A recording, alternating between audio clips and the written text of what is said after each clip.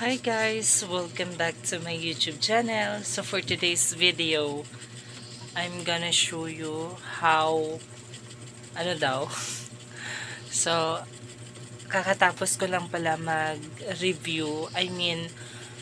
Marami kami kasing meron pala kaming dapat i-memorize kasi this coming Saturday we have an oration presentation. I don't know, basta ganon. And kailangan naming ma-memorize nun para sa grado namin. Kasi nung last week, never kami nagkaroon ng exam sa isang teacher namin, which is sa Saturday gagawin namin is oration. Mag-represent kami ng oration namin, and then yun yung examination namin. And honestly speaking guys, tulog na yung mga kasama ko. And then, nandiyan, tapos nasa itaas. So, dito sa part namin, dalawa na lang kami gising, yung dito sa itaas. Pero, nasa sala siya.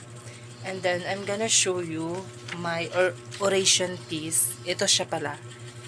Consists of 5 paragraphs. Pero, 4 pa lang yung medyo kabisado ko. Pero, hindi naman totally talaga nakabisado.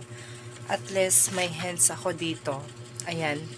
So, I hope this coming Saturday, sana ma-memorize ko na lahat. Kasi, oh my God, sobrang dami. Medyo. Pero sana nga. And, alam nyo ba guys, tingnan nyo yung mukha ko. Sobrang dami na ng pimples. Like, ito, hindi masyado kita yung iba. And then, ayan. Dahil sa pagpupuyat ko yan. Pagpupuyat po iyan, hindi sa maling tao, kundi sa pag-aaral. And marami, nung last week kasi, examination namin, which is midterm examination. Ang daming kailangan i-review. And then, yun na nga, para makasagot tayo sa mga question. And, pero worth it lahat. And to be honest guys, sobrang namimiss ko talaga ang pagva-vlog. Like legit, sobrang namimiss ko talaga. Hindi naman talaga ako nag-stop, pero babalik talaga ako sa pagba-vlog if settled na lahat. I mean, kung hindi na talaga ako sobrang busy sa school, kasi sobrang nagfo-focus talaga ako sa studies ko. Kasi mahirap na kapag may bagsak, syempre iba yung nagpapaaral sa atin, kaya kailangan kong taasan yung expectation nila. I mean, kailangan kong magpursige para hindi sila magkaroon ng disappointment. At syempre, ayoko din magkaroon ng disappointment sa sarili ko. Kaya, ayun, ginagawa ko yung best ko para naman yung balik sa atin is worth it talaga. Kaya, susumikap talaga ako. Kaya, nakikita nyo talaga na hindi ako active sa social media, lalo-lalo na sa Facebook and YouTube brother. Kaya, ayun, sa dalawang social medias ko, hindi ako active doon. Kaya, hindi ako nakapag-upload dahil nga, for some reasons. Kaya, abangan nyo na lang yung pagbabalik ko. Wow! At alam nyo ba mga palangga, sa katunayan, sobrang gabi na, almost midnight na, kaya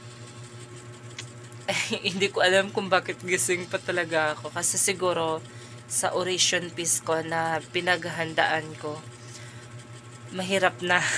Mahirap na kapag hindi makabisado. So, ayun na nga, balik tayo. Alam nyo guys, sobrang namimiss ko talaga ang pagva-vlog. Kaya, magbabalik tayo sa pagva-vlog. Kasi isa sa mga pinoproblema ko talaga is yung cellphone ko is na full storage na. Kaya, wala akong space na paglalagyan ko ng mga videos. Kaya, sana magkaroon tayo ng bagong cellphone. Wow, wag tayong maarte. Ano lang, sikap-sikap lang muna para sa future. Wow. Basta ganon, basta babalik ako kapag yun na nga, ano ba? Pero basta babalik ako kapag okay na ang lahat. Settled na, hindi na ako busy. Kasi busy ako ngayon. Ano daw? Pero ayun lang guys, just an update na magbabalik ako. So ngayon, hanggang dito na lang muna mga palangga. So hanggang sa susunod muna. Hanggang sa susunod, paalam. Hindi na ako marunong mag-vlog. So ayun, bye!